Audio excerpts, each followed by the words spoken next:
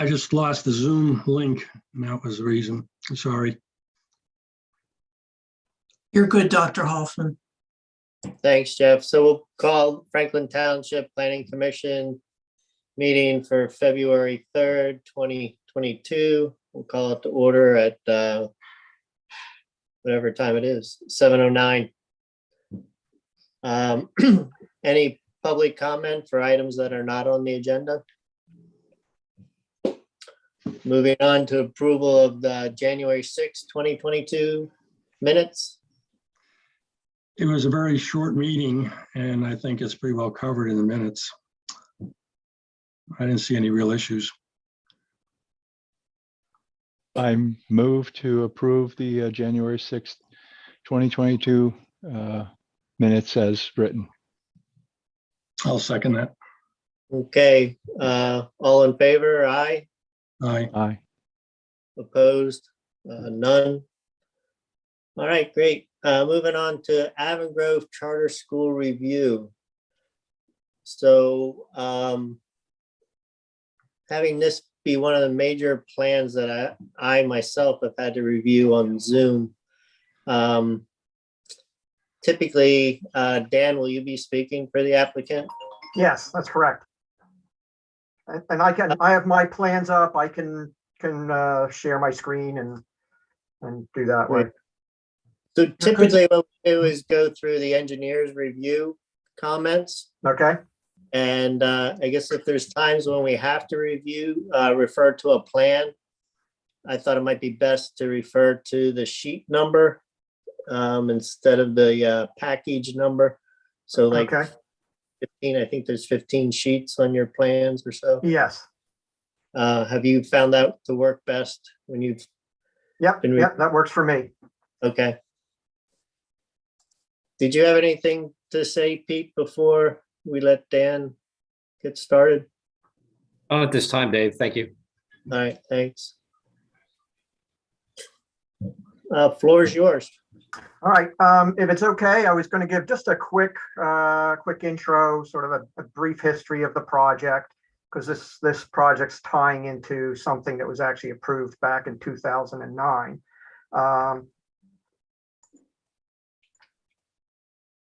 Great.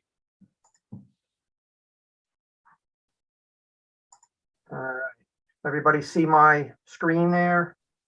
Yeah, thanks. Okay. Zoom in here a little bit. So again, I've been working with the school. Gosh, it's probably been 12 years or so or more with a previous firm, and now I'm with Site Engineering Concepts in Berwyn. The existing school is here. In 2017, they added a academic building addition here, and also increased their parking there. Just some other things on the site. There's an existing bioretention area here that was improved when they expanded the parking. They put in a new septic field as part of the 2017 project. Since then, they've done a significant reforestation project down in this area. There was just the place had been completely inundated with invasive vines. They cleared all that and planted many trees. Going back a little further, around 2009, there was a project that realigned Peacedale Road into this S-curve here. It used to come straight out here, and there was just a really dangerous sight distance situation here where people coming up the hill and around this corner, it was impossible to leave this and make sure you weren't going to get hit as you pulled out there. So we pulled it away from here, away to this point, sort of in the middle of the school's frontage, and now there's adequate sight distance to safely exit there. In that 2009 approval, they also added a few parking spaces here to their bus loop driveway. And this is the parking area that we're looking at tonight. In 2009, this was on the plan as a grass paver or a reinforced turf parking area, and it was approved. It was never constructed. So the school is looking to add this parking. They already are way over their required parking requirement according to the zoning. But what they have found, and Kristen Bishop is here, she's the CEO and head of school of Avon Grove Charter School. She could speak to it a bit better than I can if you'd like more information. But they, due to COVID, due to the, I'll call it the education delays that some of our children have experienced, they're having to bring in more sort of one-on-one staff to help students catch up. And so this area, it's 35 parking spaces. That would be strictly for staff. And what that's going to do is take some pressure off of this parking area.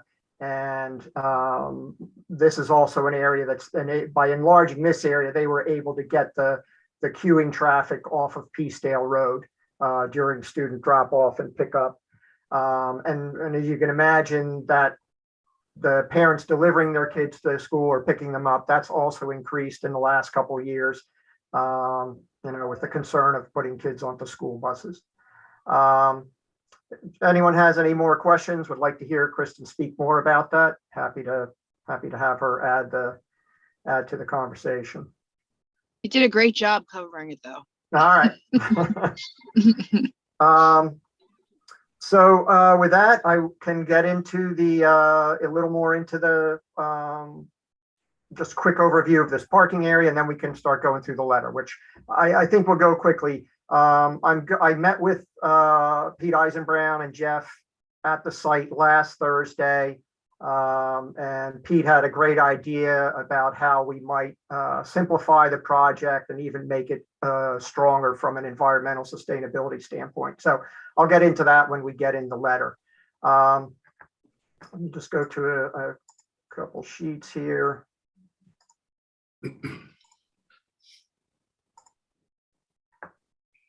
So just real quickly on the zoning,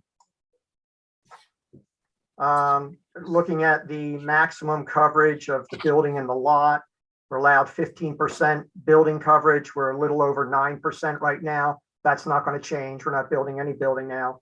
The lot coverage, 50% is allowed. We're at 20% right now. And this new parking addition will bump that up about 13,000 square feet. I'll give a little preview that we were proposing a standard asphalt pavement on the plan, and what I'm going to discuss later is that we're now looking to make that porous pavement parking area.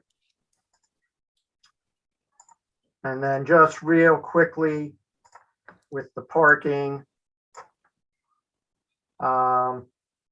this is the existing school population. The 700 is what was approved in 2017 as a proposed population.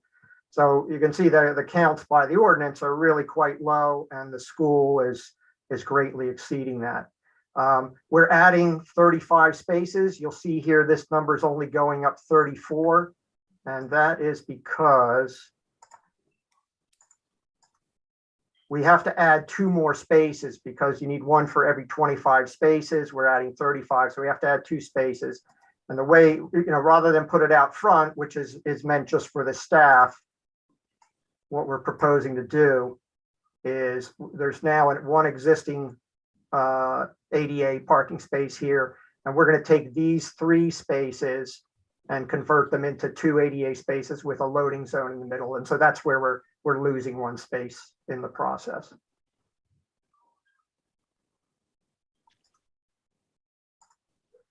All right, so with that, I'm happy to start going through the township letter. I'll say up front, I think we're going to be able to skip the 4 pages or most of the 4 pages of the stormwater comments once I explain what we're proposing to do now. Do you want me to just go through comment by comment here? Is that the preference? I mean, if you met with Pete after the 26th, after this letter came out, after he generated the letter? Yes. So I think for a lot of the detailed engineering, if you and Pete have worked something out, you can just say we have Okay, addressed that. yep. Yeah. All right.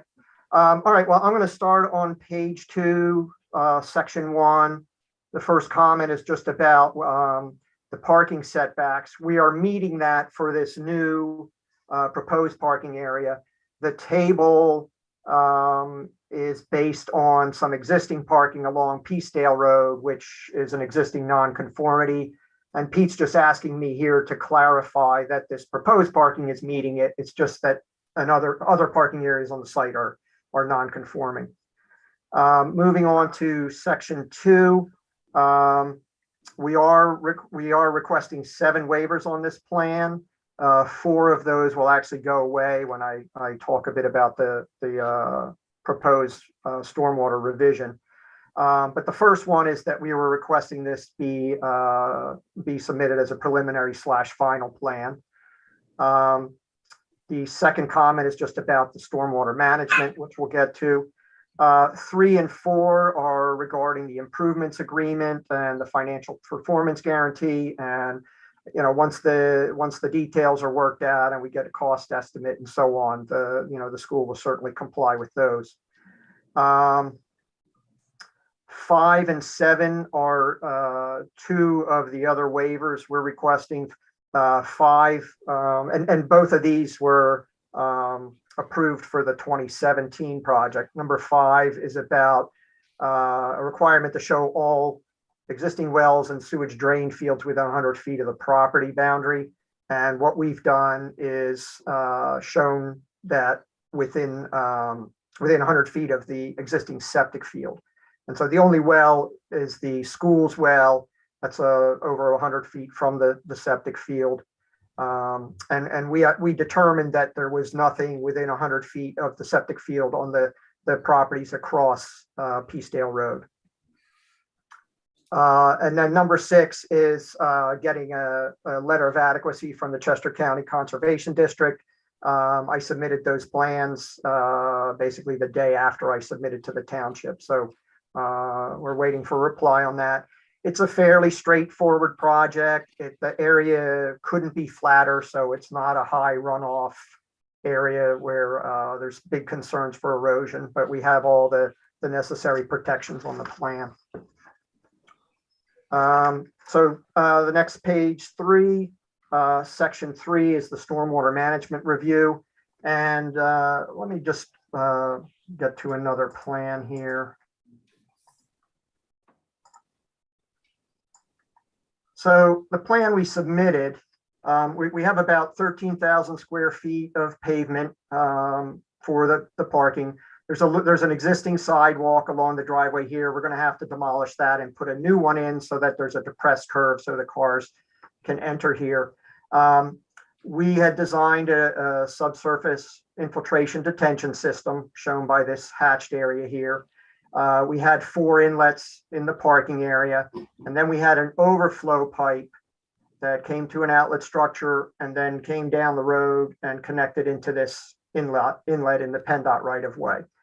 And as I said, when I met with Pete and Jeff last week, Pete had a great idea, or he had a similar concern also that I had, is that the school is really hoping to construct this summer, like the day after school ends. They want to get moving on this so that it's ready for the fall. And both Pete and I have concerns that, once you connect stormwater into a PennDOT structure, it can kind of open a Pandora's box with PennDOT, where they're looking for you to do a full-blown hydraulic analysis of their whole street and possibly upgrading pipes and inlets.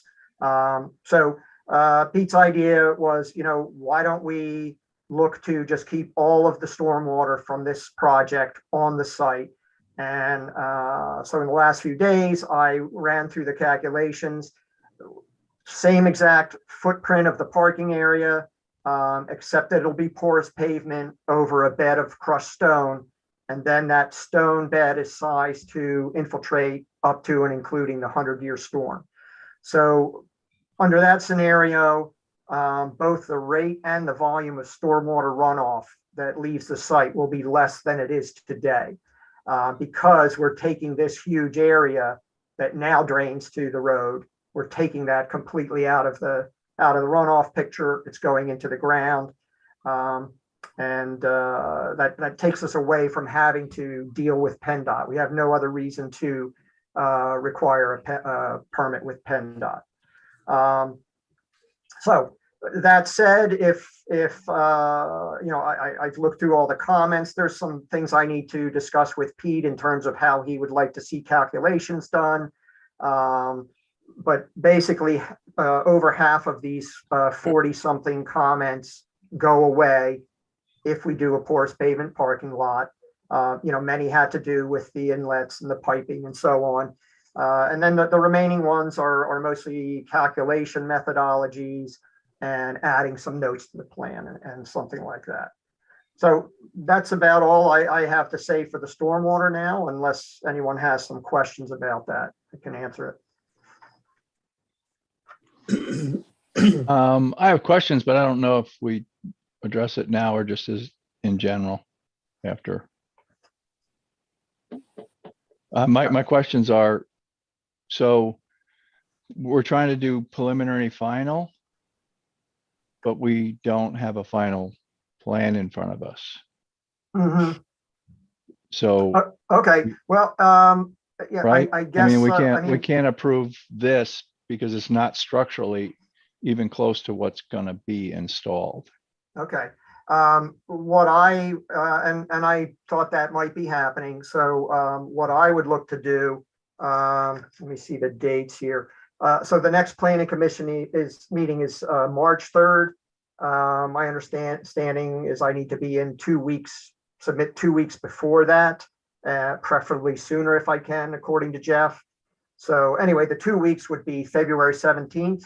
I would be looking to resubmit before then, so we could be back on for the March 3rd meeting. How do you feel, Pete, with your turnaround review time? Is that comfortable for you? That won't present a problem for me. Okay, and again, I'll try and accelerate that, get it in sooner, but that's my understanding, is that's my official deadline. So without saying it, Chuck, he says he's not asking for approval tonight. Well, Okay. I was going to, but I understand. I totally understand Chuck's point. So, it's something we can live with. And again, that, the goal is to have all our approvals in place. Kristen, what's the date that the kids get out of school? Ian, do you know off the top of your head, June 7th? I thought it was that first week of June. Yeah. Yeah, it's definitely the it's- first week of June. I just don't know it off the top of my head. Yeah, June So- 9th. June 9th. So obviously we really need to get it done as soon as the kids leave, because it is going to take some time. So, but it sounds like, Dan, they will still fall in the right timelines, even if we have to wait till March, correct? Right. I guess, what I would hope, and you tell me if it's doable, if we were back on March 3rd, Pete's looked at the plans, probably has another letter with some comments, assuming we would, agree to comply with all those. At that point, you would be seeing structurally what's going to get constructed. We would ask for a recommendation of approval then, and then hopefully be in front of the supervisors in April. Does that sound doable? If everything came to satisfaction that we recommend approval, it'd be before the supervisors in March. Oh, okay, great. Yeah, so again, I hope to talk to Pete in the next week or so to go through some of these comments, just to make sure that I present things exactly the way he wants to see them. The two other things while we're on the stormwater slide there, as I'll call it, if you're familiar with the site, for everyone's benefit, there's a few trees along the frontage there. This plan doesn't maybe reflect those the best, but putting a pipe across there would have some negative impact to those trees. So it avoids that conflict. And the other, as Dan had mentioned, with the connection to PennDOT, there's also the crossing under Peacedale Road. which would be eliminated. It's kind of a unique situation if you had a chance to go through the letter where you would potentially have a privately owned pipe crossing under a public roadway. That usually doesn't occur. Not saying something couldn't be worked out. So the whole different concept of stormwater that Dan described kind of is meant to streamline the timeline by not involving PennDOT, not complicating an agreement potentially under Peacedale Road and things like that, and hopefully not be, costing the project anymore in terms of dollars. So Actually, I have a can you question. just, When go ahead, John. the change will be to basically dig down and put gravel in, and the gravel will have enough void volume to take the 100-year rain. Is that what you're kind of doing? Exactly. And we did infiltration testing at the site. There's good infiltration out there. There's a requirement that this really just the 2-year net increase volume, which is much smaller than the 100-year volume, has to drain down within 72 hours. And this 100-year volume will drain down within 72 hours. So Do you have to put in any sort of tankage to hold water?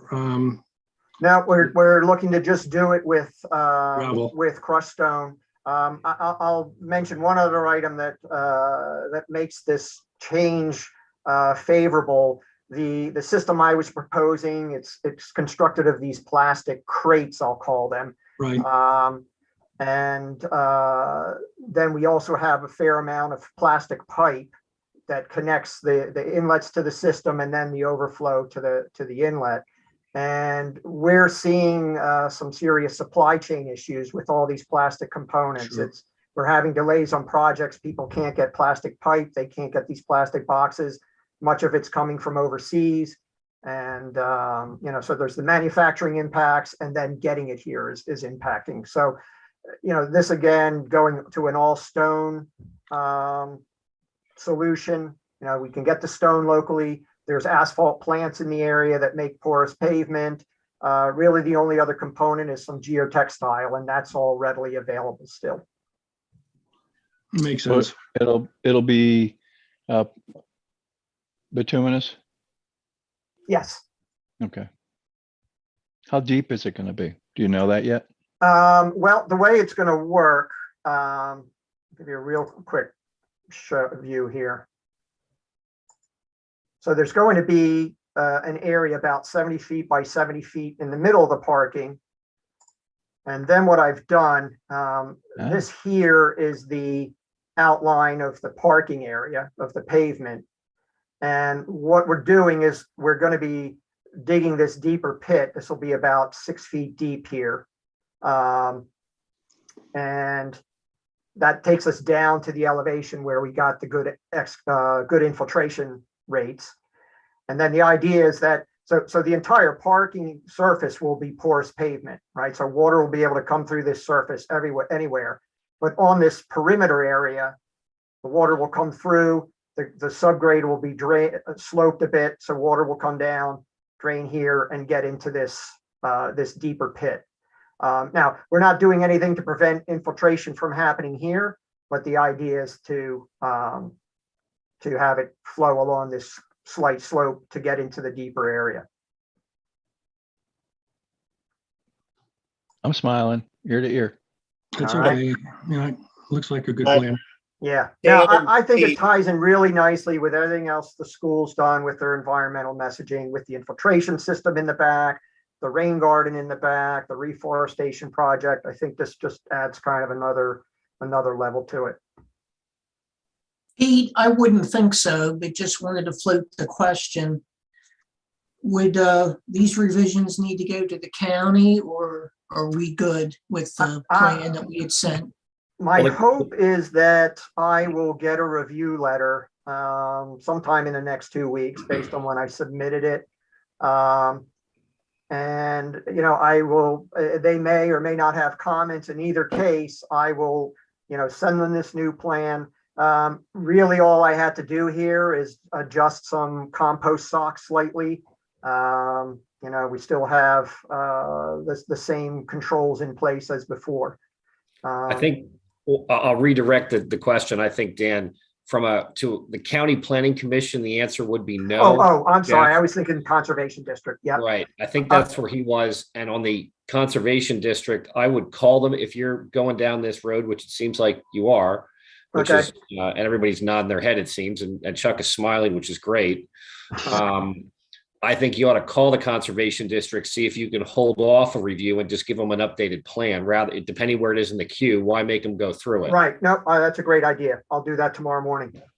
Yeah. So the Chester County Planning Commission, I have not seen comments from them yet.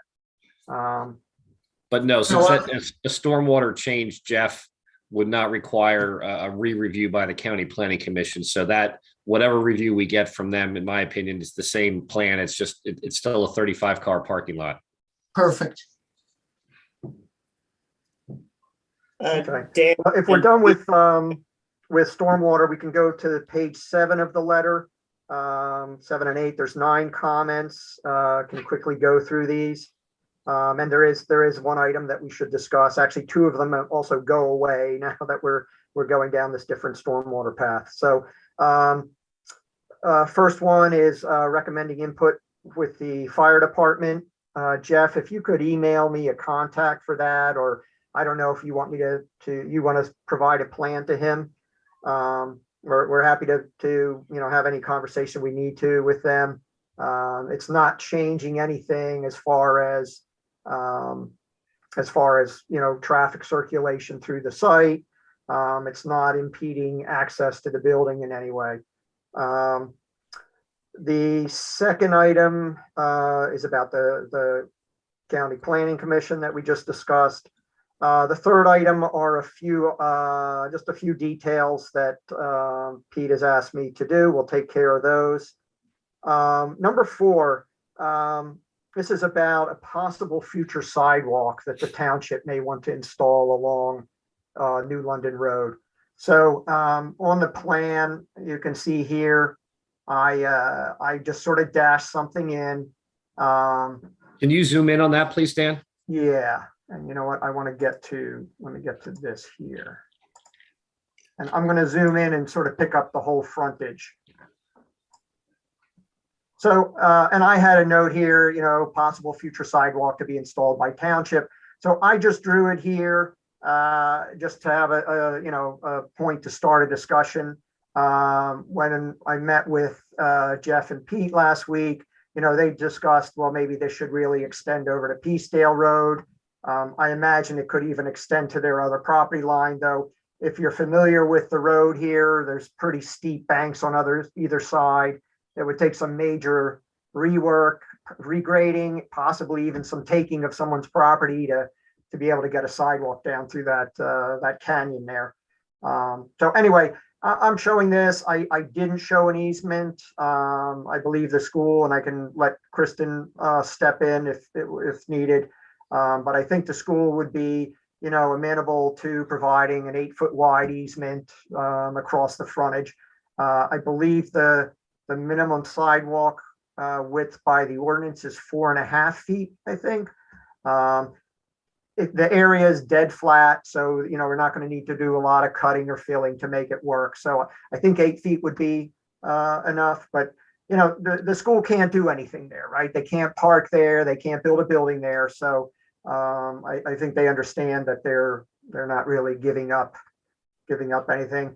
It maybe one consideration would be that if this gets built in the future, that this impervious area doesn't count against the school. Though, as I showed you before, we're so far under the impervious numbers, I don't think it would ever impact them. So with that, I'll open up the floor to whatever the planning commission members want to discuss. I agree that it should go over to Peacedale. I have a question, and it'd probably be for Pete and Dan and Pete and Chuck. You're going to have an area which you're going to be digging out and filling in with gravel. Part of that's going to be 6 feet deep, and part of that's going to be, from eyeballing, about 2 feet deep, where the parking area is. Now, is there a potential of that settling differentially so that when you put your top surface on, even though it's a porous surface, of that settling differently and creating a problem with that surface? I don't know, Pete, if you have any thoughts. You know, I know you're probably going to compact that, but I just don't. Pete or Chuck, any thoughts on that? It's going to be a clean stone. I believe it would be. I haven't seen the details yet. That's right. And this is used in other areas, and I'm short of a sinkhole territory, which I don't believe we're in here. Nope. Some anomaly. I'm not accustomed to seeing a problem with that type of differential settlement with that. Okay, that's all. I just was playing devil's advocate. Yep, I agree with that, those comments. Yeah, we use gravel and it barely needs to be compacted. It's almost impossible to compact gravel. No, but Right. I'm thinking of the subsoil underneath the gravel. Will that compact differentially where it's only cut down to 2 feet versus where it's cut down to 6 feet? So I'm not arguing No. that the He's worried about the gravel's not ledge. gonna- Pardon? You're worried about the ledge? The ledge, yeah, where the differential is between the 2 and 6. Is there going to be, because of the subsoil, greater compaction, as a result, greater movement in the 6-foot section versus the 2-foot section?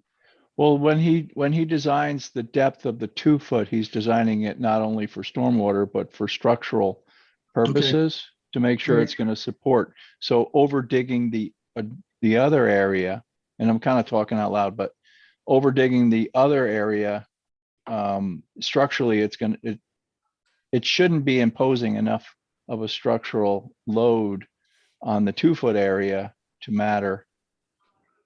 I would agree with that. versus- We have built other porous paving parking areas Okay, with this scenario. And usually the driver is you do need to get to this deeper soil stratum to get the good infiltration. But you don't want to dig an entire parking lot 7 feet deep or whatever.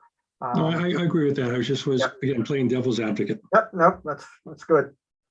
All right, So with the sidewalk, yes. usually in other plans, we either put the sidewalk in or we say we don't want the sidewalk. I'm curious to how we got to where we're looking at a easement to grant the township the future possibility of putting the sidewalk in. 'Cause So, that's the yeah. planning, unless it came from us 10 years ago. well, it was maybe a month ago. Yeah. We had a very informal meeting with Jeff and Dave and the school, and the topic came up then, and it was agreed that I would put something on the plan to, like I say, sort of spark the discussion about it. You know, We've I been didn't get asking the for it, sense Dave. that the township has any immediate plans for this. You know, from the school's perspective, this is grades kindergarten through, I think, 3rd grade, so 5 to 8-year-olds. You know, they're not likely to be walking down 896 to get to school. You know, if it's okay, you know, I think the school would be happy to even include a note on the approved plan that, you know, the school will grant an 8-foot easement along the frontage of New London Road, you know, for future township use. You know, if there's not certainty about whether this will ever happen, then I don't know that we should be putting an easement on the plan. So Dave, we've been asking for that. We asked for that for the last 2 or 3 plans, that they designate an area that could potentially be used as a path or a sidewalk in the future, and just simply designate it on the final plan so that we don't run into problems when and if we ever want, as opposed to simply saying, no, you don't need them. Right. So we instructed them to do this. And I think we should. I mean, it's being kicked around in the comprehensive plan. You'll see it in the comprehensive plan maps. There's a sidewalk, a desired sidewalk coming right down there. Yeah, I'm in agreement for an easement, but like you said, Chuck, to extend it, you know. And do you want it to just go, I'm looking at the plan again, just to this side of Peacedale and not beyond that? Maybe you create a landing on the other side and stop it then. Yeah. So some small sort of quasi rectangular area out here. Dave, you're more familiar with the intersection. What do you think? I mean, I think the more along that frontage, the better. If you're looking down the road, as far as uses for the other commercial buildings and church across the street, that maybe there's a crosswalk eventually. So the more potential. Okay. Yeah, I mean, this area here, Kristen, correct me if I'm wrong, but you know, it's sort of so isolated from the school property, so there's not really a present use for that. And you know, they couldn't park there. I guess you could, you know, muscle in a few spaces here. I don't think they have any intention of doing that. You know, that would be off of the road, which I don't think would fly. And by the time you had an entrance and everything, you'd probably park 3 cars there. So Kristen, are you okay if an easement was across the entire frontage? Yeah, I mean, that wouldn't bother the school at all to leave that for their future plans. My suggestion, Dan, would be to run it a 10-foot wide easement that's parallel to the PennDOT right of way there, stop and start on either side of Peacedale, of course. Yeah. And I think that gives you a 20-foot wide planting area in front of the proposed parking area, which is what you're after. And then wherever that sidewalk wants to land, there's some room to do that with the PennDOT project that's going through. And a note just says that that's offered to the township for when and if that wants to be built in the future, would be at least my initial suggestion. Okay, so that is the wording that it's too, you know, it will be offered if the township needs it. You don't need me to like get the meets and bounds on this thing and you know, and sort of go through a dedication process or anything? No, I don't think we'd be taking the land. It would just, in this situation, along a PennDOT right of way. So we'd have to see where that note wants to land. I think the key is just getting the 10-foot wide area to put a sidewalk in the future, and the location along the whole frontage. We'll have to see where that wants to go, but I think that's certainly a good starting point. All right, I'll get some language together, and like I said, I'll be calling you for some other questions, and maybe I can run that past you. It'll be outside the PennDOT right away, correct? Right. This line here is the PennDOT right of way. Okay. That dash dot line. Yeah, because so sidewalks 10 feet have to be probably would outside put of PennDOT. Yeah, 10 feet PennDOT would won't probably allow put it. you about here. Yeah. Yeah, and that 10-foot, when you there's a landscape plan, and Chuck, I don't know if you saw that or not, but he kind of has it lined up to reserve that there's room to do the sidewalk. We'll say that area and with the landscaping. So that all kind of dovetails well, that the landscaping wouldn't be out too close to the PennDOT right away. So it I think dovetails real nice. There you go. So it looks like these trees here maybe would have to pull back a little bit. Right. Okay. Is there a maintenance agreement that goes along with the pervious parking area? Yeah, and there was a mention of that in the stormwater comments, which, you know, would certainly comply with. I kind of would imagine there was one that was created when the school built the building addition. And I don't know if that could be amended to include this new stormwater system rather than have a separate agreement. But we can do whatever the township wants. Yeah, I would recommend it be bundled, so to speak. You might have had a prior one with all the different, you could have 2 or 3 hanging out there. I'm not sure, but certainly this could be added. And Dave, I think to answer a question where you were maybe going is there will need to be, with this type of material, that being the porous pavement, kind of a unique situation where it would need to be vacuumed twice a year. It's not the standard thing. It's a good thing. And they would just need to bring a vac truck in, I believe, twice a year to clean up, you know, grit, cinders, things like that, leaves, debris, whatever, to keep it open. But other than that, it would be, there's a standard agreement for all the normal stuff in the stormwater ordinance. So that shouldn't be an issue. Yeah, that's correct. And then Ian Curry is on the call. He's the school's facilities operations manager. And I've already talked to him about that. And, a little more care has to be taken when you're snow plowing. And you look to use organic de-icers instead of salt so that you're not sending salt into the groundwater. So I've Dan, had that conversation with Ian, and the school's on board with what it'll take to maintain that correctly. And Dan, I could respond. Hi, I'm Debbie Shulsky representing the school. Regarding the stormwater agreement, we do that typically if there's already agreement that's been recorded against the property. What we'll do it as an amendment to attach the new plan if the plan's been amended for future projects. So that's something that's very commonly done. We can check the public records to see if there was one recorded, and if there already was, we'll just amend it to reference the latest and greatest plan.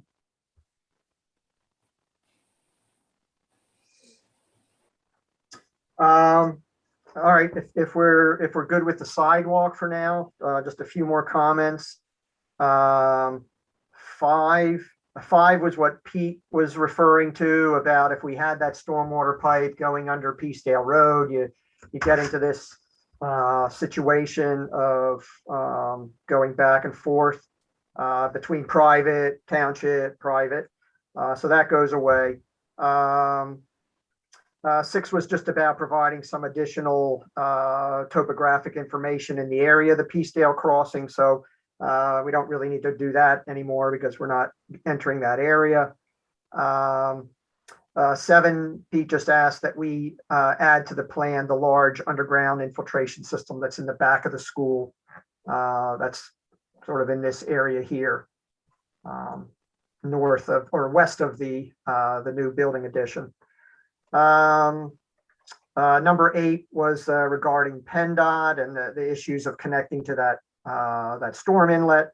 I did have conversations with Bruce Massey with PennDOT. He is the representative that I understand came to the township a couple times, and I'll say the last 7 or 8 years, and gave some presentations about the plans for improving this road. I sent those to Pete and Jeff, so the township has the current plans. They're not 100%, but he sent me their current plan.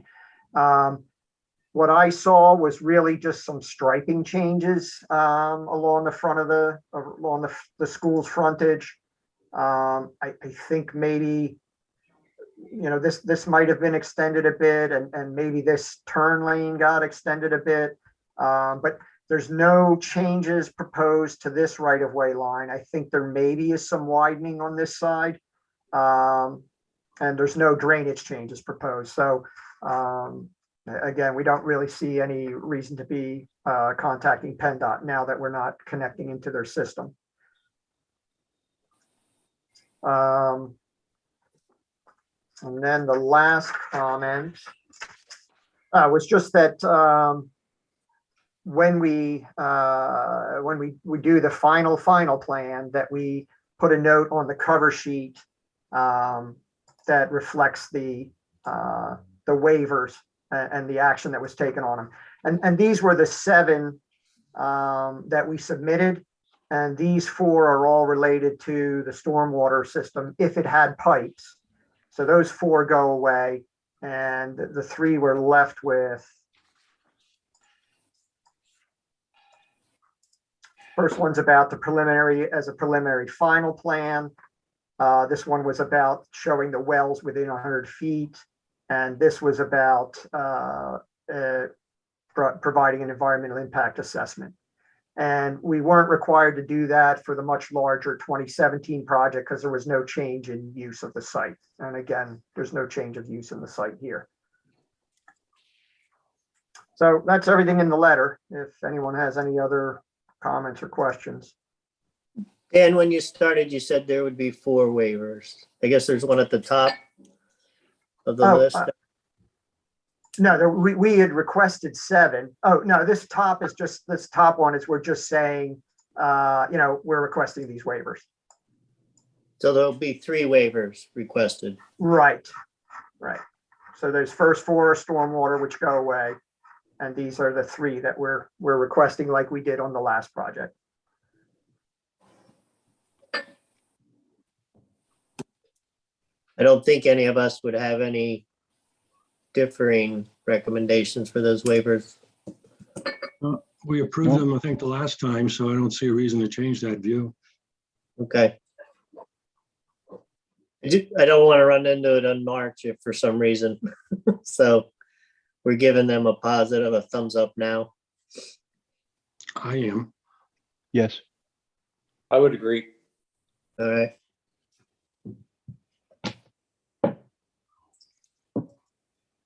Jeff, for the minutes, if we want to say Mark joined at 7:15. That's perfect. You just said it. Hey, also, I'm sorry, I was a little bit late. I don't know if I need to go in there, but I joined at 7:24. We were talking about you when you weren't here. Sure. Got finished too. 7:20, I think, was the last comment about Zach. Sorry. Technical problems. Really not related to the plan, but it came to my mind when you were doing the handicap parking all in the one lot. Is there any signage that directs somebody that's looking for a handicap spot to say, don't look here, or that they're all in that lot and not in the front of the building at all? Is there any, any experience in any of that? Or do we just have folks that are looking for a spot, drive around? Because of the parking lot. The only time we've ever had problems where any handicap vehicle is looking for spots is during grandparents' lunch pre-COVID, when we had hundreds of handicap spots we needed and we created our own and then valeted cars. And so, it's not typical. Usually those handicap spots are empty. There's very few handicap vehicles that are looking for spots. And our one staff member that, actually we have two, that need them, they have assigned parking spots. It's a good question. So typically, any bathroom is required to have at least one handicap stall. I don't know, Pete, does each parking lot? I mean, it's going under the premise that it's the property that needs to provide a certain number. But if you have separate lots on separate sides of the building, is it required? Yeah, that's probably a pure building code type question. Obviously, the quantity slides with the number of total stalls. I know you try to get it as close as you can to the building. Whether you have to distribute that, not sure. Debbie, do you know the answer to that? I don't know the answer to that, but. So I this can is Jared. check it up. I think it is more of a building code related question. Yeah, Jared? this is Jared Bookhammer with Heckendorn Shaws Architects. So we, have a history just working at Campbellsville with the school and the township. Just from our experience, I would say, its approach is the way it's written in the code is locating them as close to the building as possible. We can look further to confirm that there's no specific requirement as far as multiple lots. I think it's a little bit vague in that there's not even a specific distance that it has to be within. It just is they need to be as close as possible to the building as the parking lots provide. So like I said, we can confirm that there's no additional building code requirement. But from our experience, I don't believe there would be. Yeah, that's my experience as well. Again, that wording that it's supposed to be the most direct route to a building entrance. Yeah. And So like I that's said, why, it was that's not why like, they've all been, placed right along. This is one of the main entrances into the building here. and it's not a need. Like I said, I don't see handicap vehicles looking for parking. In fact, there are always the empty spots because nobody can park there. I just don't want to see the code official ding you on it, but Exactly. I think I think you have because that's going to be staff up front, at least they're going to be familiar with all all the spaces that are available. So that's a good thing. Believe me, they know the spots that are available at this point. Yeah, yeah, it would be visitors that wouldn't know. So if, yeah, a visitor wouldn't know, but that's not a public lot that you're creating anyway. So they're No, gonna wander around back and find them. right. With that concept, will that parking lot could it have just a small sign that says staff parking lot only? Or should that have that, or is that overkill?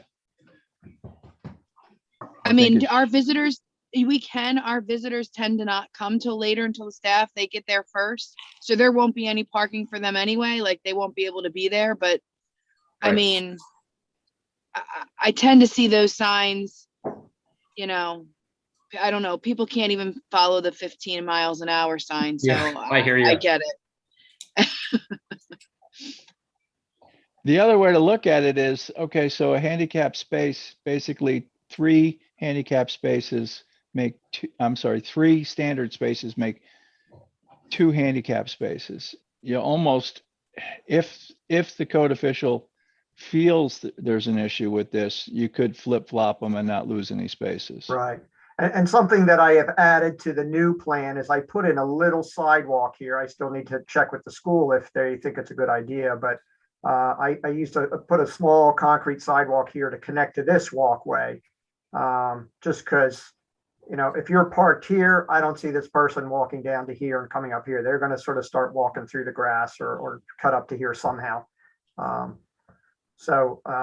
know, yeah, we could, this pavement will be flat. We could make change these 3 into 2 ADA spaces with a loading zone in between, and these would remain as standard parking.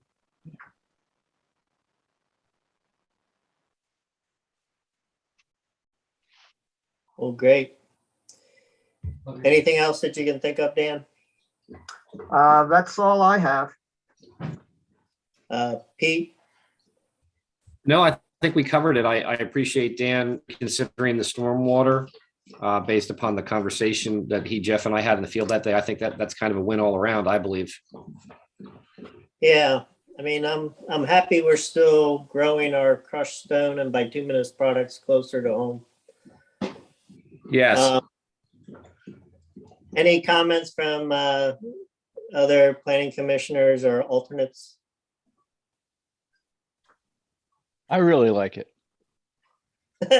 He's still smiling. I know, that's great. No, and it seems like it's definitely going to resolve a perennial problem, so it's all good. Looks fine to me. Yeah, I think it's a great idea. All right, well, thank you to everybody from the school. And we'll move on to the next agenda item. All Thanks, right. everybody. Thanks very much. We'll be Thank getting you. plans in the next couple of weeks. Good evening. Thank you. Thanks. Bye-bye. Bye. They can stay if they want. I'm pretty sure the next agenda item was the solar ordinance. Yes.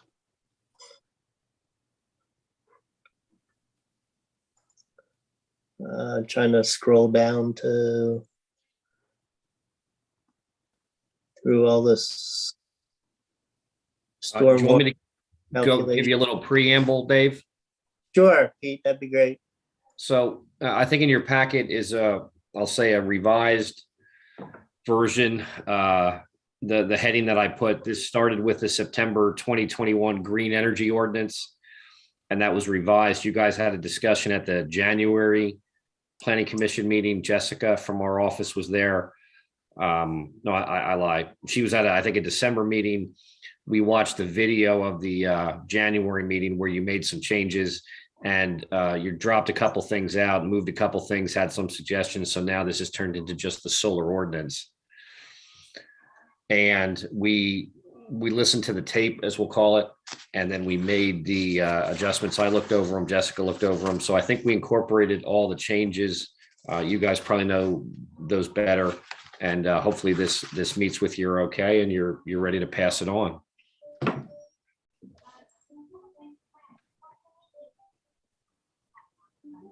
And I think some of the highlights, see if I have that sheet. I had that with me. It was the, yeah, here we go. We got rid of the non-solar sections such as the wood fired boilers.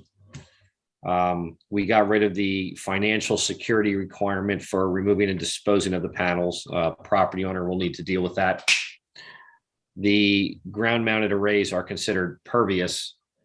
Thus no stormwater management will be required for those areas. That's going to dovetail well with the pending Act 167s and excuse me, some general language regarding panels following ground contour lines. You're not allowed to do bulk earthwork. You're not allowed to take down a forest to put in panels, things like that. So those were kind of the highlights. I think everything else pretty much stayed the same. But those were what we picked up as the 4 buzzwords. Now we cut a couple definitions out here and there, but they just seemed after we went back through it and got rid of some of the sections, it's like we felt we didn't need some of that. So we tried to keep the streamline with the theory less is more.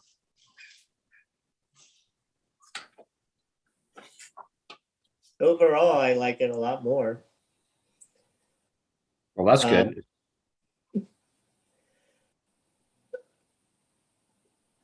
As far as definitions, did anybody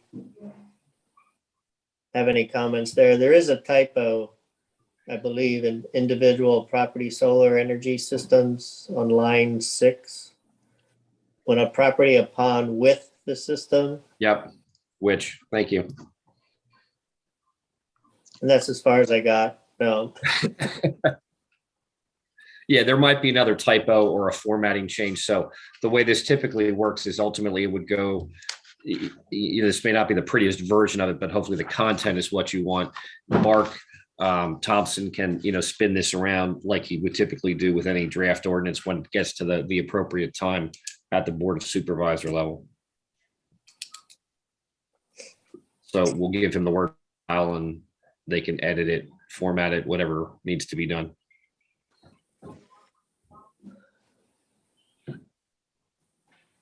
Did you guys want to go through? Can I ask a couple questions about the definitions? And I wasn't there, so this is somewhat belated, but I noticed that you're talking about systems that involve intention rather than purpose or use. And I wondered if there was a choice involved in using the word intention. So it says there with the primary intention of generating electricity versus with the primary purpose of generating electricity. I don't think that's intentional. So we could say primary purpose if that's a better. I think it would be better to say either the primary purpose or something like primarily intended, since systems don't have intentions usually.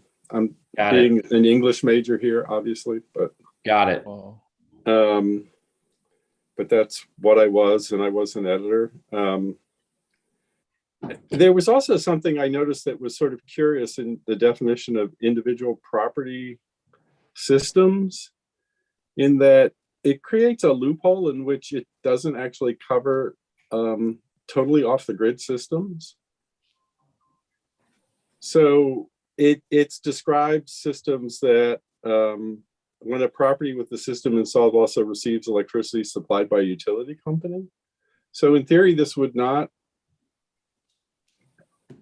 you created a system, if somebody were to come in and build, if they could legally build a system that was powered only by solar energy for a house. I don't know that building code's going to let you do that. Why? Well, that was my understanding of it. Not saying it shouldn't. I think they went out of that. That was the original. The original solar panels went on buildings that had big battery backups, but the batteries got too expensive. So then it was much more economical to attach it. I think it's still a thing. And actually the batteries are coming back. Okay. But it's just not very popular to do. But if you were up in Alaska or whatever, where you were Correct. literally off the grid, then you would do that. But it was much more economical to share, instead of buying that huge battery to power up, it was easier to connect to the grid. So, 999 times out of 1,000, that's the way it would happen. Right. But Paul's right. We don't really want that to be a loophole if our biggest concern is these panels at the end of life. It's the same problem. Right. Can I ask a question? We also mentioned having a section for non-conforming solar panels as new technology comes on. What we currently have may not fit the new technology. And what we wanted to do is create a bucket where, for example, I sent a note out to people about solar trees and solar carports, which really don't get covered under these things. And we don't want to put those into the current regulations because they're evolving. So what we talked about doing was, if something new came up which didn't quite fit, we would have a section which would be called non-conforming solar arrays, something like that. And in there, it would basically preface the wording below by saying, because technology is changing so rapidly, we can't, create an ordinance that's going to cover anything that's going to be here 5 or 7 years from now. So if something pops up and it's something that's good, then instead of going through a non-conforming issue, it can go to the Board of Supervisors for approval. And then that doesn't stop the homeowner from moving forward. And we can then later on go back and backfill for that new technology. We talked about that, but I don't see it in here. Well, is the integrated solar collection device kind of cover that? Whether it's a tree, whether it's a carport, whether it's a whatever, I mean, it's something. I think what we wanted was something that had some specific language that said, regardless of the regulations in this ordinance, if you're going to do something that's outside of that regulation, there's a come to the board with a waiver, ask for a waiver, or I forget what the exact words were, but it's Right. something like, for a non-conforming device, here's what you do, right? So the homeowner doesn't just stare at the ordinance and say, I don't think I can build a solar device, whatever that solar device was. And I forget the exact wording, John. I don't know if you remember what it was. I don't but have it. I think it was a non-conforming, probably, if we could just call it now a non-conforming solar array. That would probably be a good title. Yeah. Not to be argumentative, but do we define conforming solar array? Oh, Right. good. Well, I thought it was implied by whatever's in the ordinance, right? Right. Right. I just see solar collection device. I'm just kind of hearing this and working through it on the fly here. So I don't know that I care what that device is. Is it a carport? Is it a tree? Is it a panel? Is it a this? Doesn't that leave the door wide open? I mean, if somebody came in with a solar tree, the answer is it's fine. It's not going to be considered stormwater. It just meets setbacks or whatever. Or am I reading? Yeah, that I guess different? I guess the point was that the concern is we want to make it clear that the township understands the technology is evolving rapidly, that this ordinance is based on a snapshot in time, and Right. we're open to reconsider different options that weren't available to us at the time of the writing, right? So I'm sure something like that exists in other ordinances where you say here, to seek a waiver for a non-conforming device, Yeah, I think do we agree that the primary one right now is a panel? Yes, the primary method is a panel. Yeah, for sure. Yes. Okay. I Well, don't. then I think yeah. we could come up with something that says that I think we should just call that out and just say the solar collection device, primarily a panel or other emerging technology. Be something to that effect.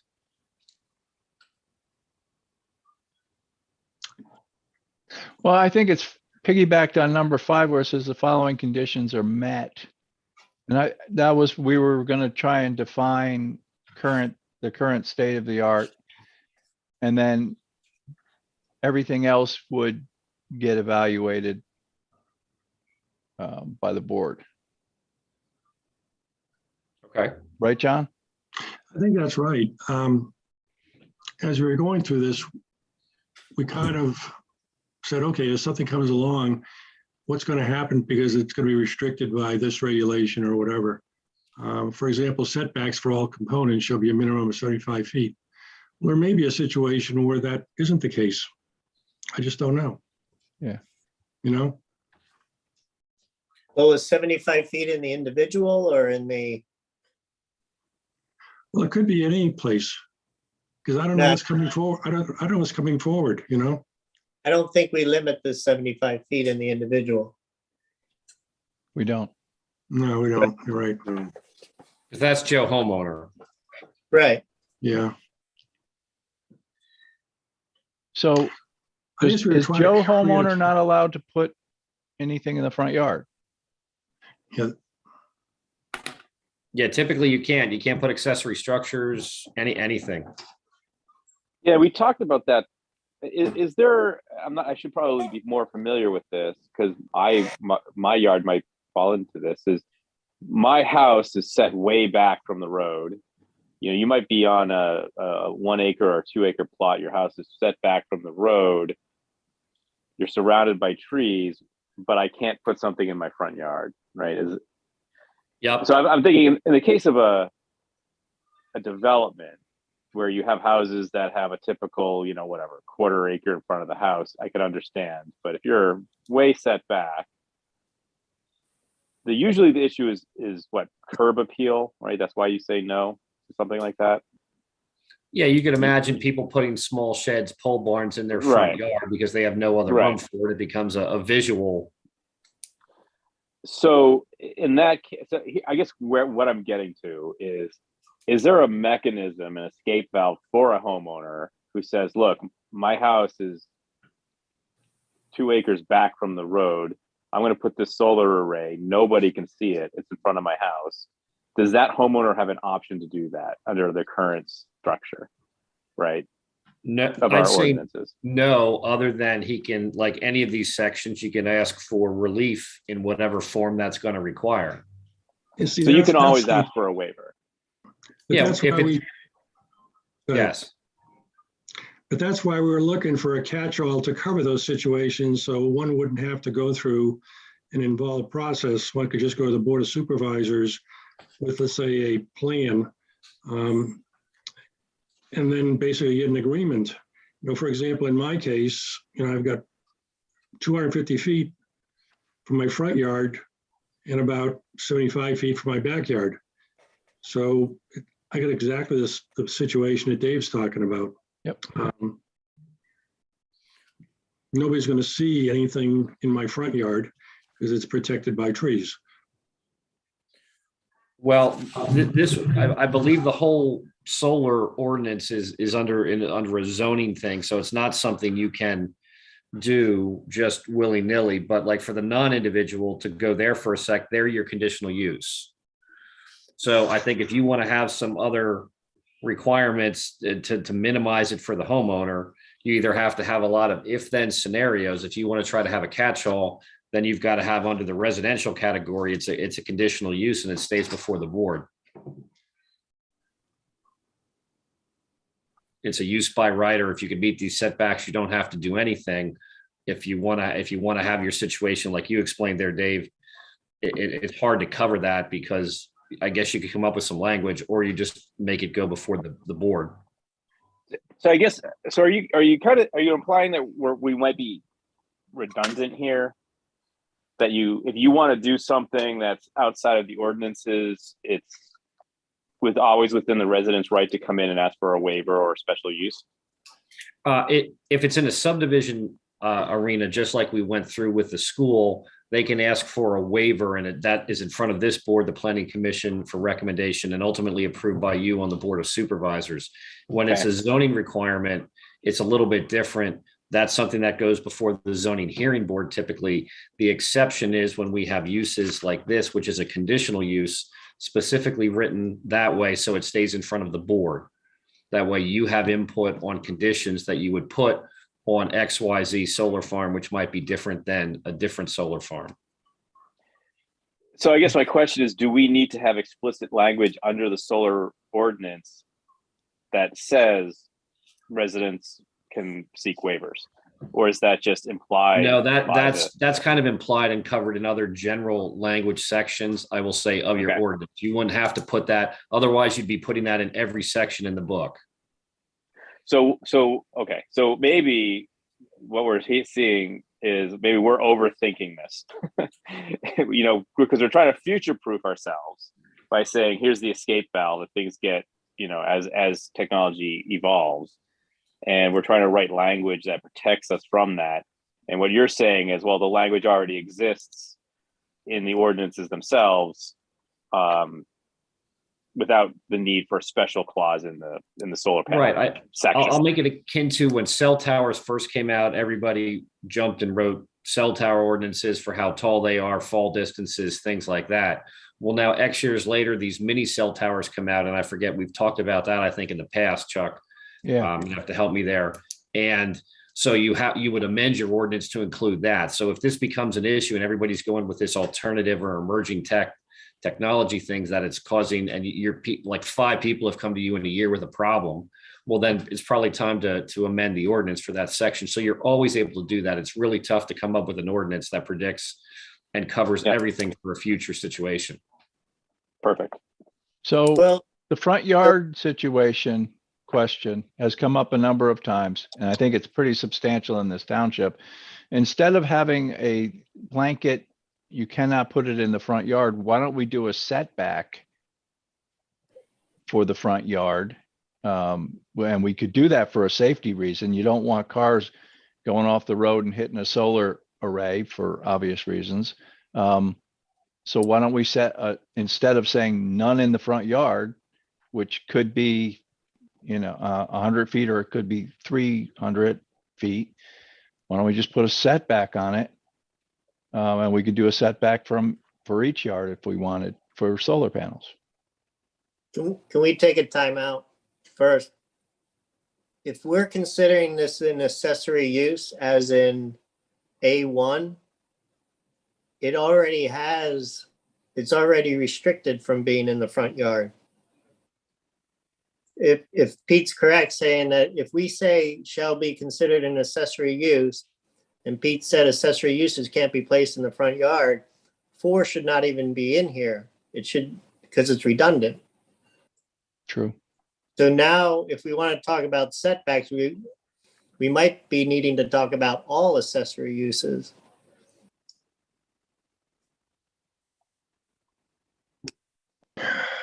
Good point. Yeah, I don't disagree with that.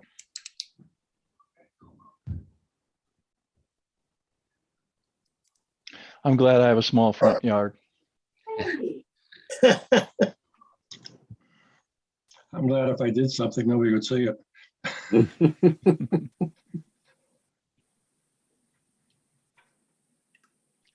I'm good with the intent, but John, you're right. We were thinking something different, but I see the flaws in that also. Yeah.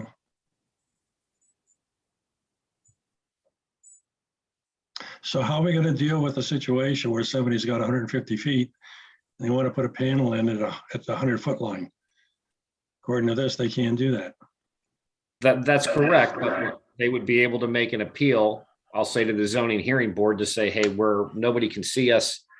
We have a hill that drops down. Nobody will see it from the road, the neighbors. That's a lot of cost and time. How much, yeah, how much does that cost them in time and money? Yeah, I don't like I'm that. sure a couple of months, and I'm Yeah, I sure don't like that. $1,000.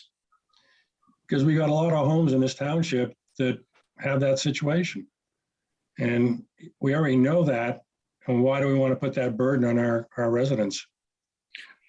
You don't have to. You can simply say it's allowed in the front yard and just say it's a 10-foot setback off the right of way and let it ride.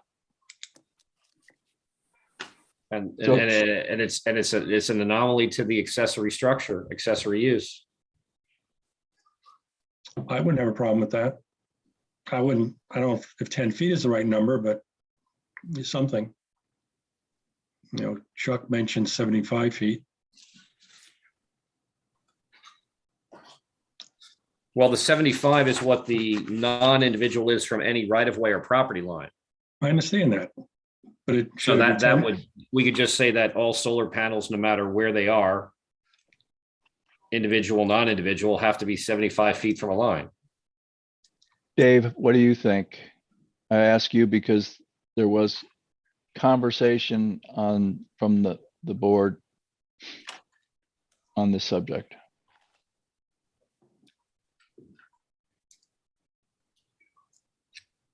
Well, I guess I don't, it's difficult to say because it makes things much more complicated to start putting language into, that starts.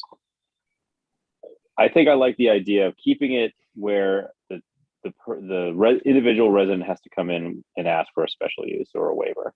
It's hard for me to the problem that I see is if we run into a situation like, you're in a neighborhood with 100-foot, 200 feet of front yard. Now you're all of a sudden, why can I put solar panels up and not a shed, right? Why can I, so things start getting very complicated, right?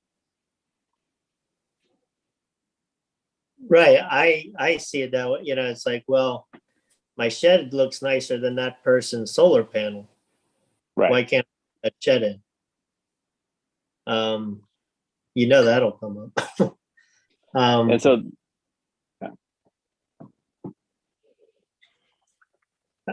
I think that the conversation, sorry, Dave, but I think the conversation around the front yard piece was more along the lines of the situation that where you have your house is set back, by a significant amount of feet, 100 feet, and you can do something in your front yard that doesn't impact your neighbors.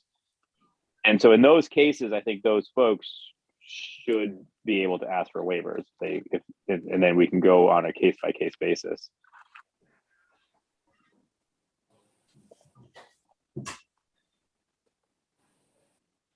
Driving down the road, what does everybody feel is a good enough distance away from the road? Yeah, I mean, who knows? 75? Like I don't know how to 75. I'd 85. I'd say 75 for, Okay. For autos. That's a lot of Never room. problem with 75. Yeah.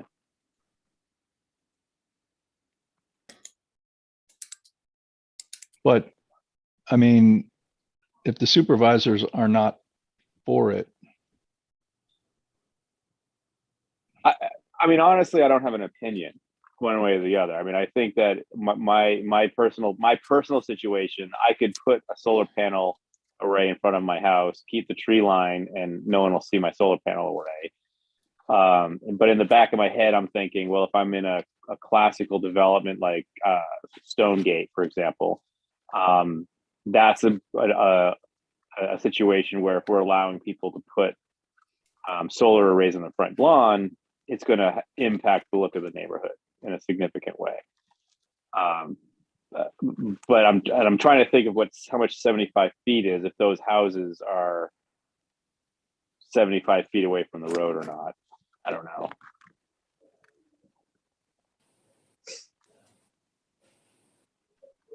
We're talking, I I guess don't we're talking disagree. 75 from the ultimate right of way. Pete? Would it be from the ultimate right of way? that question to me, Chuck? Yeah, would it be from the ultimate right of way? Yes. Okay, so right off the bat, your ultimate right of way is always bigger by at least 10 feet. Yeah, if you have a newer development, you're going to have a 50-foot right of way probably on the road anyway. So it would come off of that. You wouldn't have the ultimate. But if you lived along a state highway and had a 33 or an older road, and then you'd have an ultimate to make it to 50 and then back. So yeah, I'd say the 10 feet's not unreasonable to add to that to get, and then 75 or whatever number you want from that. Yeah, so then you're at, in truth, from the side of the road, you're 85 feet back. That's pretty far back. There's, I mean, most developments, there's no room that you can't, the front yard's not really an option at that point. So it would, 75, we want to be more cautious, we can go a little bit more, but that's pretty much going to eliminate the developments if that's the goal.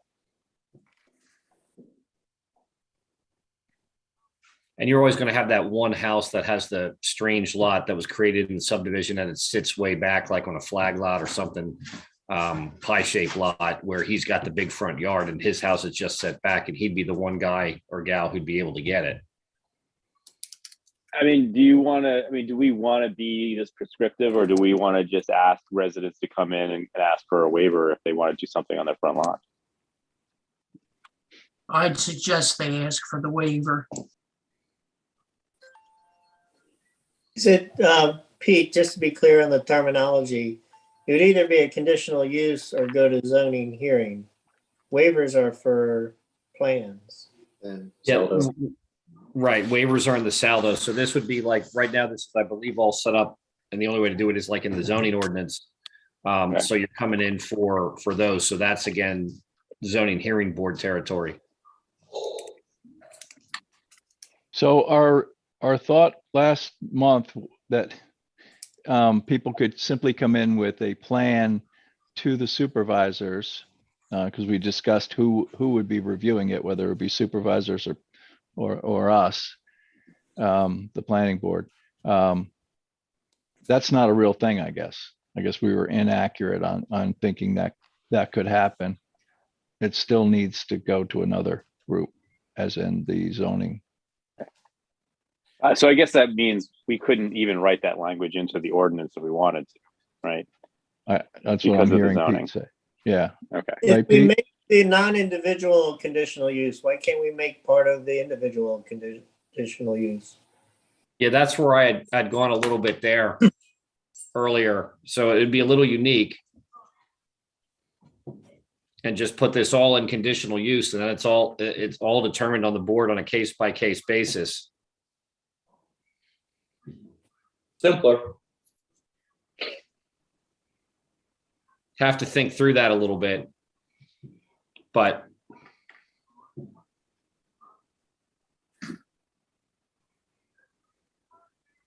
So we can do it? we have to retool this a little bit, but yeah, I don't know why you can't. The whole goal was to not have mom and pop come in to have to go through that process, but the conditional use, I don't think there's a huge lift for that in terms of a fee and a time frame, and it stays with the board. That's the whole key, because the zoning hearing board, you got a whole nother level of effort. Pete, am I hearing you talk about making every solar array on a property a conditional use? Well, right now you have it for the non-individual. If you're going to allow, I mean, that's the only way to have it for individual properties, if you want to allow in the front yard and allow total flexibility. Otherwise, you're sending somebody to the zoning hearing board. So it's not my intention to make everybody do a conditional use, but I don't know how else you can get what you want. Right, but that's what I thought. So what I thought I heard you say was, yeah, I don't want to say it that way, but I think that's what happens. So I know it wouldn't be this, the terminology or the wording wouldn't be this way, but essentially, can we not say as an individual, you can put in a solar array. But if you want it in the front yard, it's a conditional use.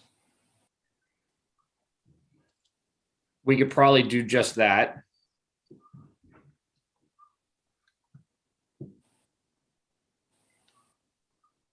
And then it's totally discretionary by the board.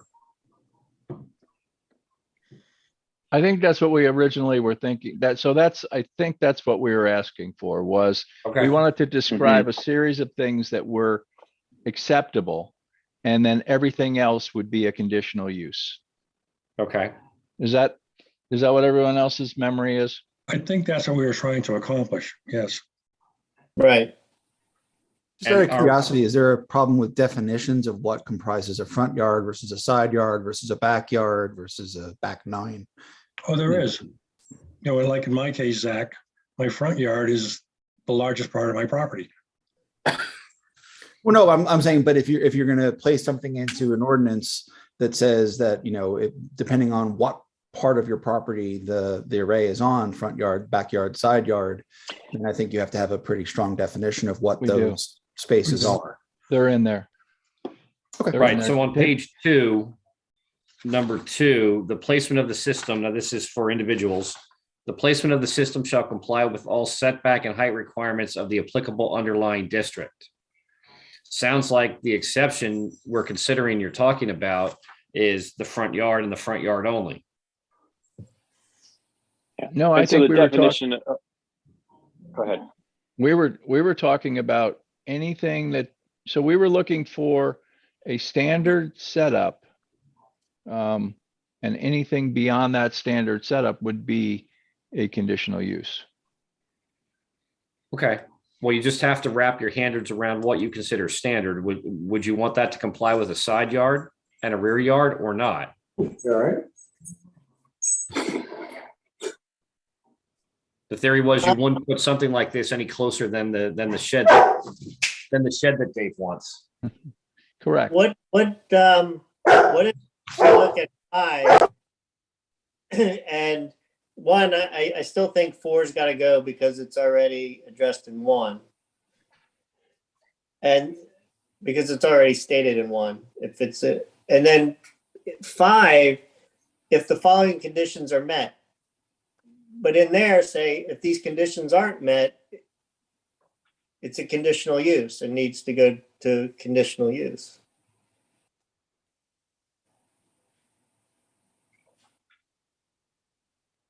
Yeah, we just have to wrap your hands around those parameters. I don't see that as a problem. We just have to stage this a bit different then.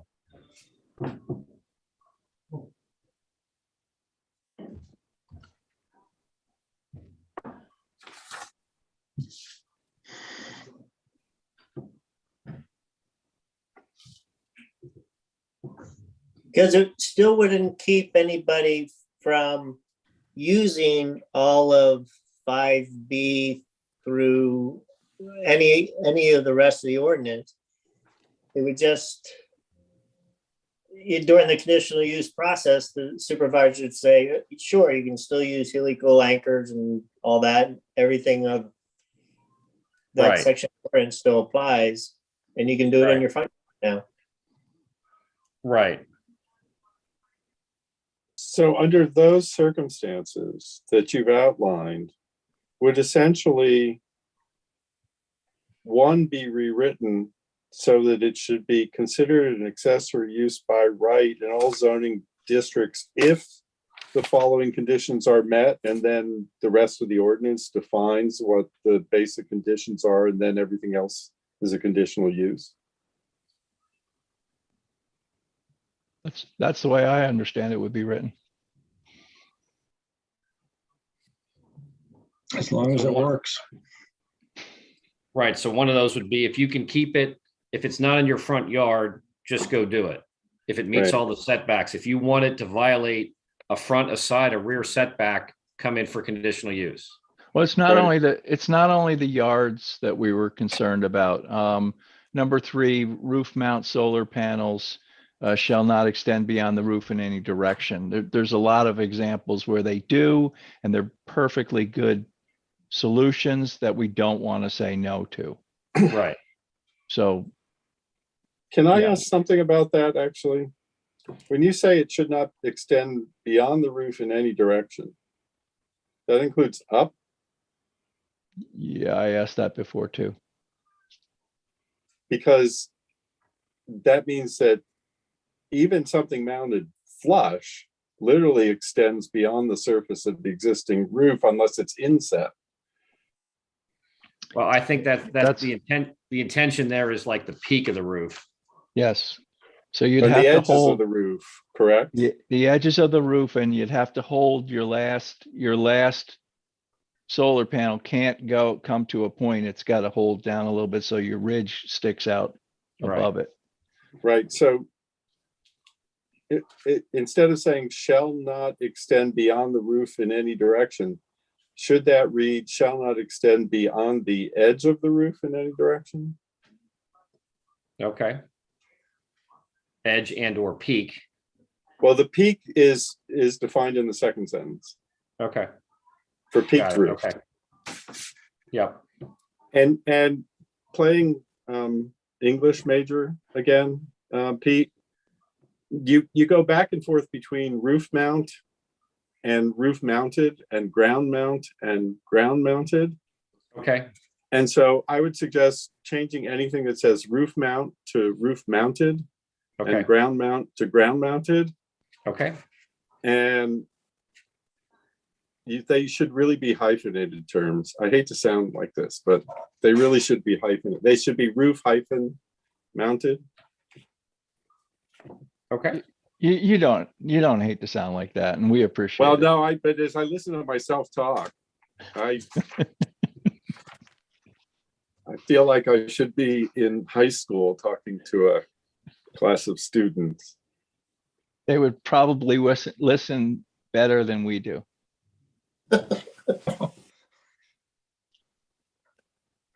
Have we gone around enough to give you an idea, Pete, of? Yes. I think so. I'd like to ask one more sort of grammatical question. On page 3 of this ordinance, and it's the second subsection on that page. Mhm. What is meant here by the second sentence? Unless evidence is provided to the contrary, it will be assumed that for these ground-mounted solar panel arrays themselves will disturb 5% of the total project area. So the disturbance will be assumed to be 5%, correct? Yes. But it's the part getting to that 5% that I find a little confusing. Okay. So unless evidence is provided to the contrary, it will be assumed that solar panel arrays mounted on the ground in this manner will disturb 5% of the total project area. Why are we saying any of that?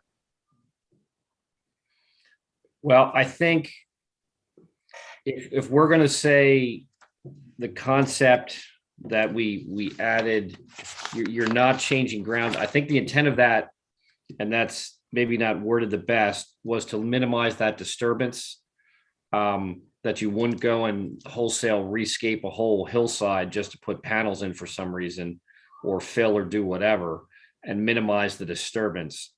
So if we've kind of boxed that in with the not clearing trees, not doing earthwork, following contours, and maybe that sense is really not even needed at this point. Is the intention to limit the disturbance to 5%? It sounds like it. Yeah, I just couldn't quite figure out where it was going, and so I was trying to reword it in my head. And What if the first sentence remains and the second sentence says something that disturbance will be limited to less than 5%. Or installation of these structures will limit disturbance to less than 5%. Well, but if the assumption is that we're requiring these structures to limit disturbance, then I'd prefer your first version, Dave, rather than your second.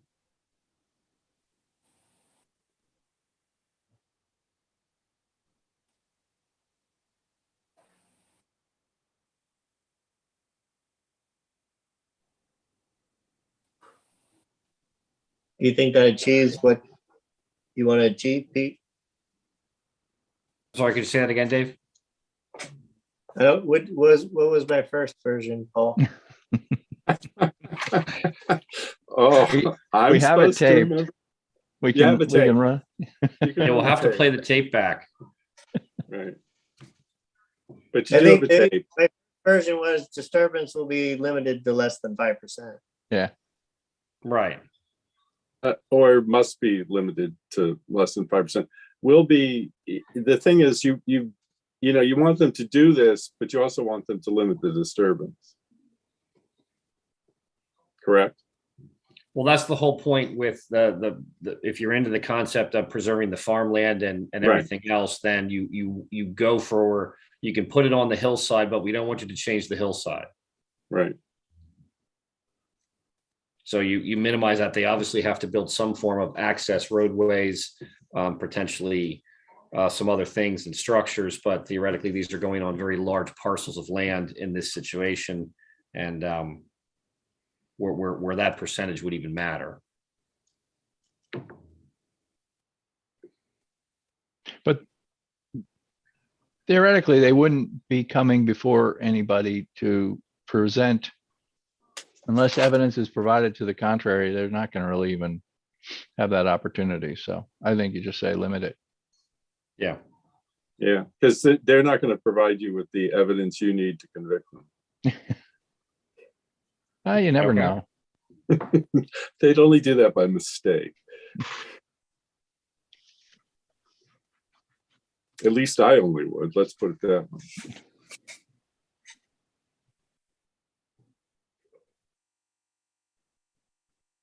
All right, well, that gives me some stuff to work on.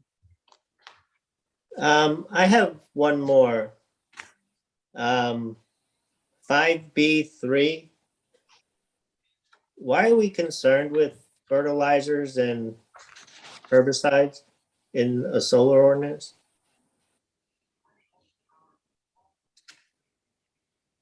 (5B3). Vegetated areas will not be subject to Oh. chemical fertilization, pesticides, herbicides. Well, I think what you're not wanting somebody to do is, this gets into the maintenance probably under the panels.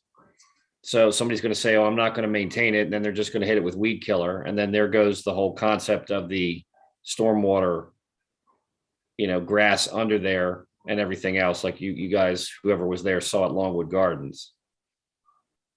And Longwood uses herbicides. Right. Huh. But don't we address that just in B itself, stating that you need 90% vegetative cover?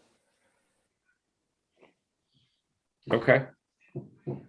I mean, I can double check that. That might have come out of some of the, some of this was, I think, from like the BMP manual. So let me double check that, but I can see your point. They use it judiciously. They use it around posts where Sure. Mortuary or other vines are growing up.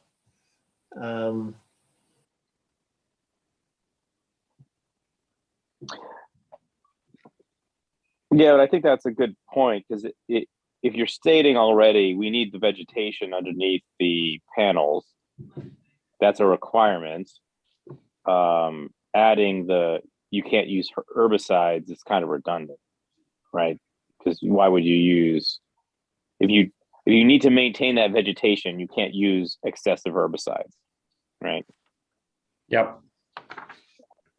And I think to Dave's point, they are useful, particularly around the I think they're called junction boxes and all of that on the I think that's where they said they used them, the posts, and then they spray down some of the electrical equipment to keep the vines from ripping it apart. Right.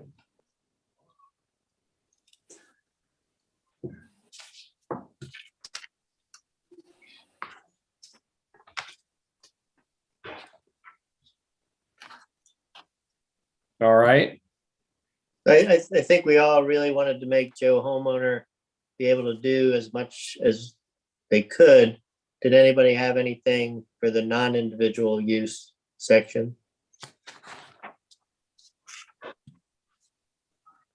The only thing I would note is that where things we've talked about recur in the non-individual use, they should be brought into compliance with what we've discussed for the individual use. Agree.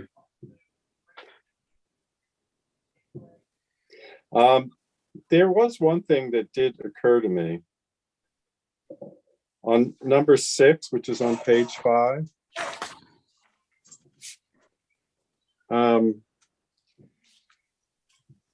Where we say landscaping shall be provided along all public roads and along the common property line where the adjoining property contains a residential use.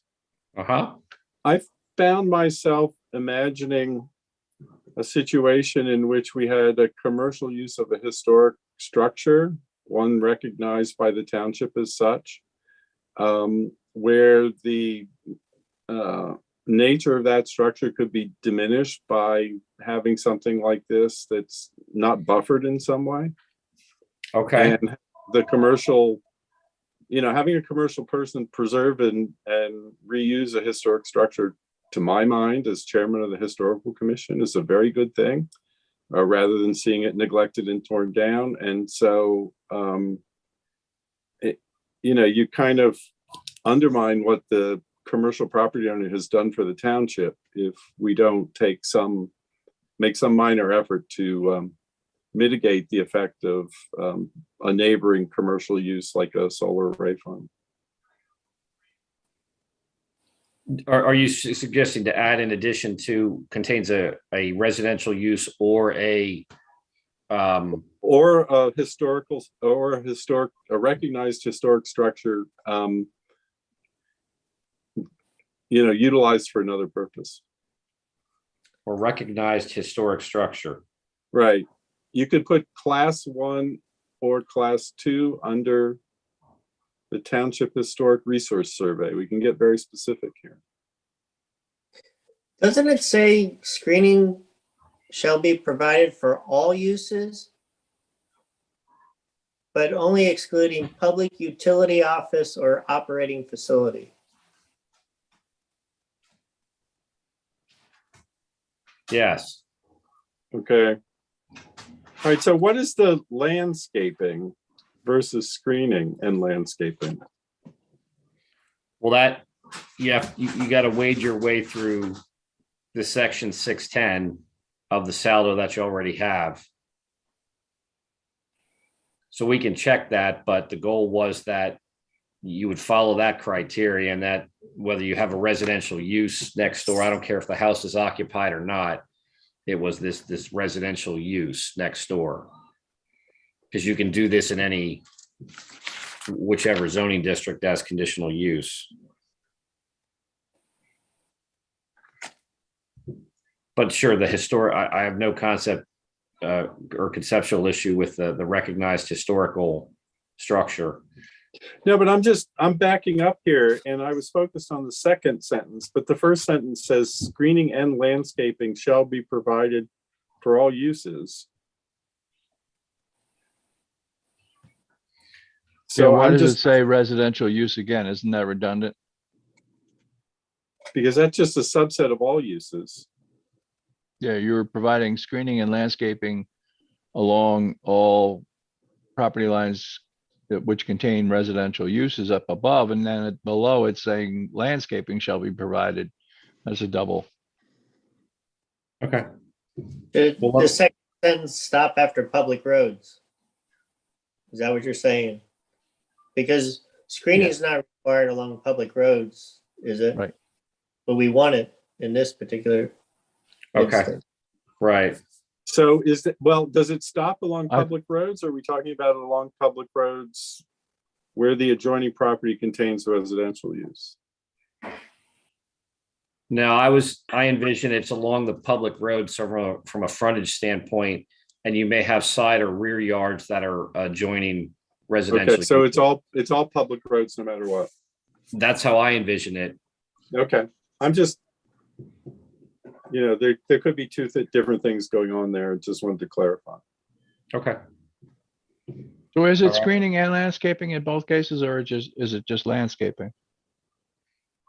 Is there a difference between screening and landscaping?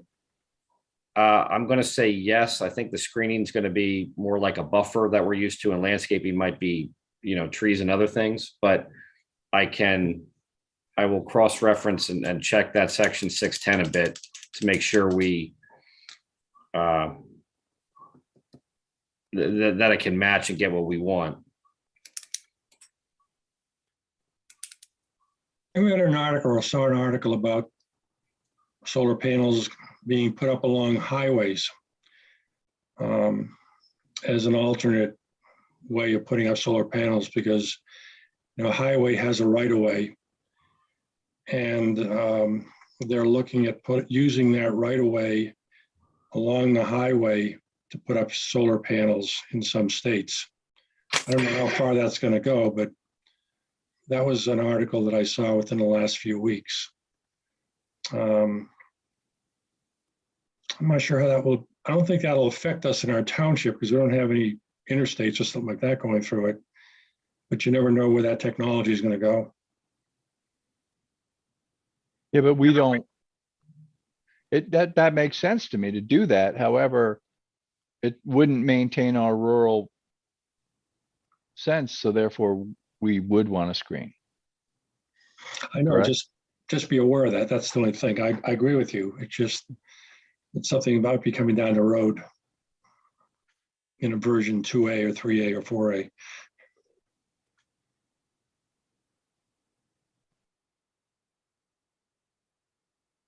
So, Anything on the solar ordinance?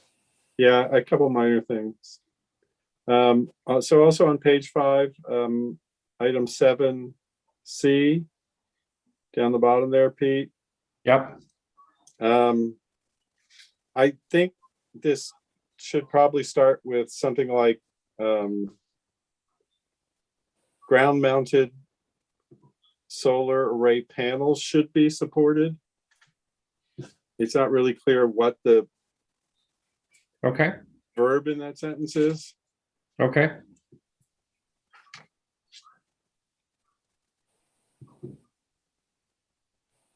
And then on page 7, section 9A, in the middle of that, there's a sentence that starts, there's a line that starts maintained. Yep. I think the word be should be the. Yep.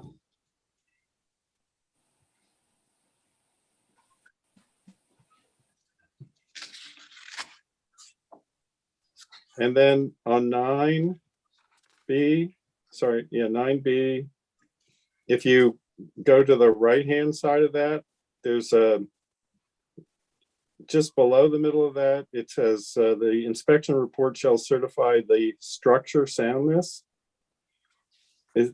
Structural is probably, You said page 9? no, sorry, 9.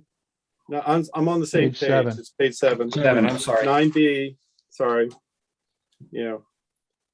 It's a paragraph below the one we were had been talking about. Right, okay. It said, it says it's on the word structure is on the right-hand side. It ends the sentence. I think that should be structural. Yep. And then immediately below that, the report list should be lists. Okay.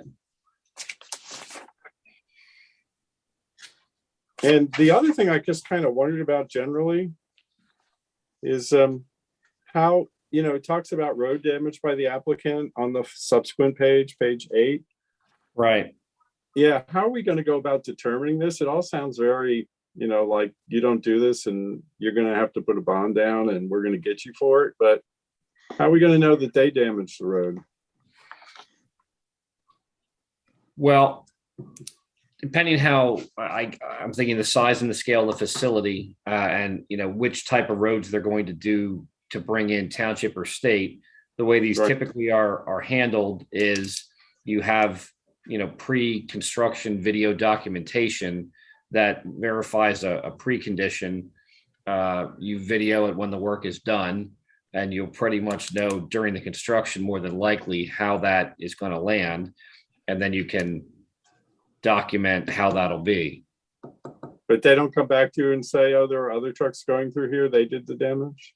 Well, I guess if there's another solar farm being built and they're using the exact same road, but more than likely there's only one project going on at that time of size that is going to be Okay, impacting it, would be my opinion. okay.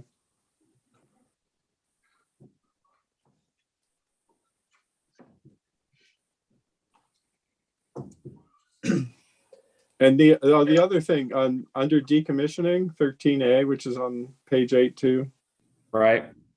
it says the system will presume to be at the end of its useful life. I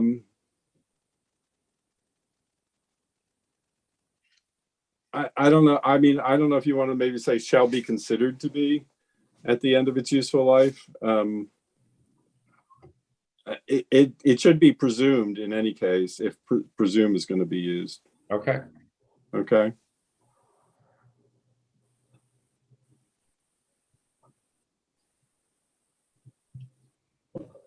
And then when I was the last thing on decommissioning 13C down there on the same page. Yep.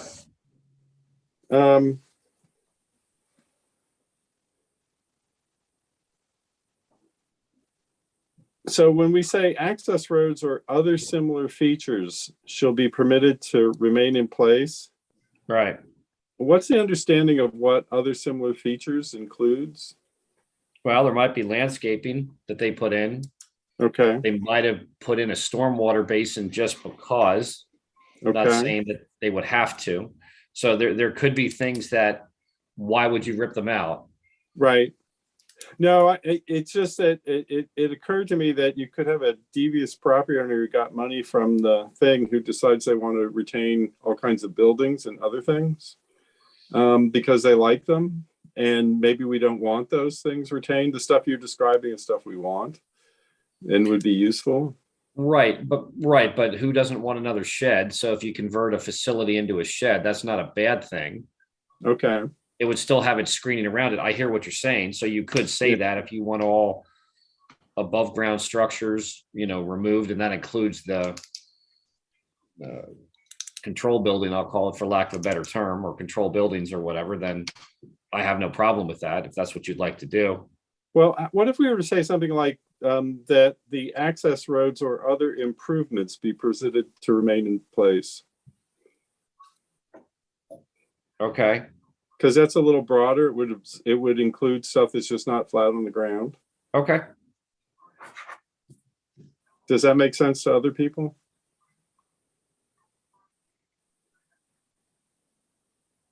I think the intent was anything that's not the actual, panel array. That I think Right. that's the visually unattractive thing that you would want removed off of there. Right. No, I mean, But- something like this came up with, because I was following the gas pipeline work where Maryland requested that gravel road that was added by the pipeline company in Fair Hill not be removed at the end of the project because they wanted the access that the gravel road provided. Agreed. Yeah.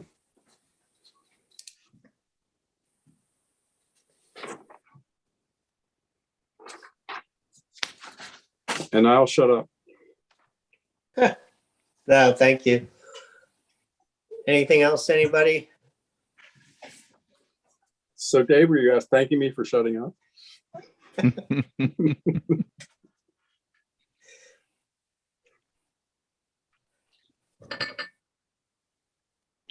Are we good on the ordinance for now? We are. Yes. Okay. So Pete, you don't have any questions? You understand the path forward? Yep, and I can rewind the tape at some point too, but I will prepare an updated draft. And then we'll talk about this at the March meeting then, Dave and guys. What are we doing? Well, I was just gonna bring up, because we have the comprehensive plan. Is there anything you wanted to prep us on, Pete, for that? Pete was going to question what that was, so I'm going to say no. I don't have anything to speak to that. This is just a forewarning that it's coming at the March meeting for you guys to review. And it kind of goes off of that email that I sent you today, Dave. So, So it is advertised to the public that we will be reviewing it on March 3rd. Right. And then we So- have the school plan as well to finalize. Yes, sir. You're gonna have your plate, you're gonna have your plates full in March. I still think I still think we can get through this ordinance pretty quick in March. Does anybody else have that feeling of confidence? I You saying agree, solar? but there's no rush, Dave. There isn't.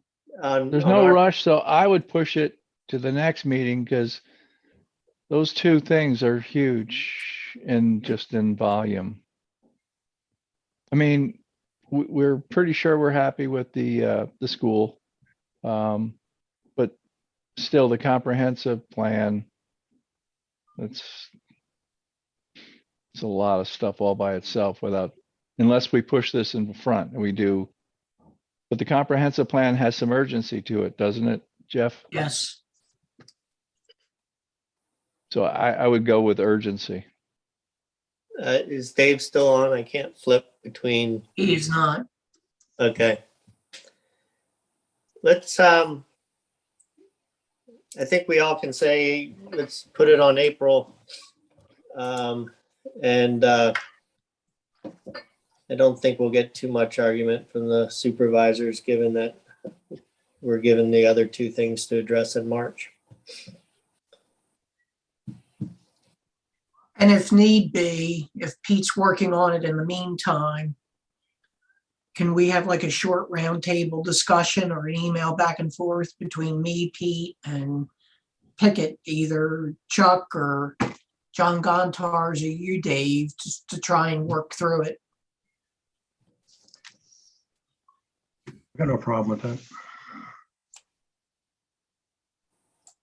Did Yeah. you just volunteer, John? Well, I think Chuck would, any of us would be available. I guess there's nothing to keep us. I guess we can only have two of us available for a roundtable, right? Except that everybody could make individual comments back to Pete independently. Right.